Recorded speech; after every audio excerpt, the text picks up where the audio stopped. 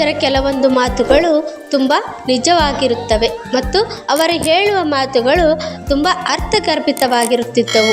ಅದರಲ್ಲಿ ಕೆಲವೊಂದನ್ನು ನಾವು ಈಗ ತಿಳಿದುಕೊಳ್ಳೋಣ. ಅದಕ್ಕೂ ಮುಂಚೆ ನಮ್ಮ ಚಾನಲ್ಗೆ ಸಬ್ಸ್ಕ್ರೈಬ್ ಮಾಡಿ, ಲೈಕ್ ಮಾಡಿ, ಕಮೆಂಟ್ ಮತ್ತು ಶೇರ್ಗಳನ್ನು ಮಾಡಿ. ಮುಸ್ಸಂಜೆ ಹೊತ್ತಿನಲ್ಲಿ ಮಲಗಬಾರದು. ಮಲಗಿದರೆ ನೀವು ಜೀವನದಲ್ಲಿ ಎಂದಿಗೂ ಉದ್ಧಾರವಾಗುವುದಿಲ್ಲ. ಕಾಲನ್ನು ತೊಳೆಯುವಾಗ ಹಿಮ್ಮಡಿ ತೊಳೆಯುವುದನ್ನು ಮರೆಯಬಾರದು. ಮರೆತರೆ ಶನಿಕಾಟ ತಪ್ಪುವುದೇ ಇಲ್ಲ. ಹೊಸ್ತಿಲಿನ ಮೇಲೆ ಕುಳಿತುಕೊಳ್ಳಬಾರದು, ಏಕೆಂದರೆ ನರಸಿಂಹ ಹಿರಣ್ಯನ ಸೀಳುತ್ತಿರುವುದು ಅದೇ ಹೊಸ್ತಿಲಿನ ಮೇಲೆ. ಒಂದೇ ಚಪ್ಪಲಿ ಹಾಕಿಕೊಂಡು 7 ಹೆಜ್ಜೆ ನಡೆಯಬಾರದು, ಏಕೆಂದರೆ ಸಾವು ಮನೆಗೆ ಹತ್ತಿರವಾದಂತೆ ಎಂದು ಹೇಳುತ್ತಿದ್ದರು. ಊಟ ಆದ ಮೇಲೆ ಅದೇ ಜಾಗದಲ್ಲಿ ನಡೆಯಬಾರದು, ಏಕೆಂದರೆ ಯಮ ಕಾಯುತ್ತಿರುವುದು ಎಂದು ಹೇಳುತ್ತಿದ್ದರು. ಕೂದಲನ್ನು ಹರಡಿಕೊಂಡು ಓಡಾಡಬಾರದು, ಹಾಗೆ ಓಡಾಡಿದರೆ ಮನೆಯಲ್ಲಿ ಲಕ್ಷ್ಮಿ ನಿಲ್ಲುವುದಿಲ್ಲ ಎಂದು ಹೇಳುತ್ತಿದ್ದರು.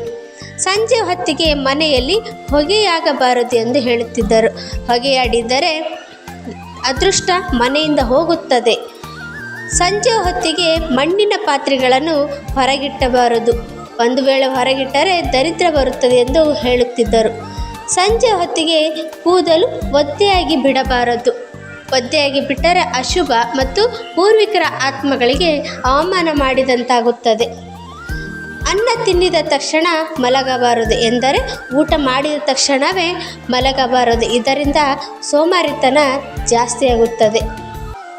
ಸಂಜೆ ಹೊತ್ತಿಗೆ ಏನು ತಿನ್ನಬಾರದು ಮತ್ತು ಕುಡಿಯಬಾರದು, ಏಕೆಂದರೆ ಪೂರ್ವಿಕರ ಆತ್ಮಕ್ಕೆ ಅವಮಾನ ಮಾಡಿದಂತೆ ಮತ್ತು ಅವರು ಸಾಯಂಕಾಲದ ಹೊತ್ತಿಗೆ ಆ ದೇವರು ಊಟವನ್ನು ಅವರಿಗೆ ಕೊಡುತ್ತಾನೆ ಎಂಬುದು ಅವರ ನಂಬಿಕೆ ಇದೆ. ಅದೇ ಸಮಯದಲ್ಲಿ ನಾವು ಊಟ ಮಾಡಿದರೆ ನಮ್ಮ ಪೂರ್ವಿಕರ ಆತ್ಮಗಳಿಗೆ ಊಟ ಸಿಗುವುದಿಲ್ಲ ಎಂದು ಹಿರಿಯರು ಹೇಳುತ್ತಾರೆ.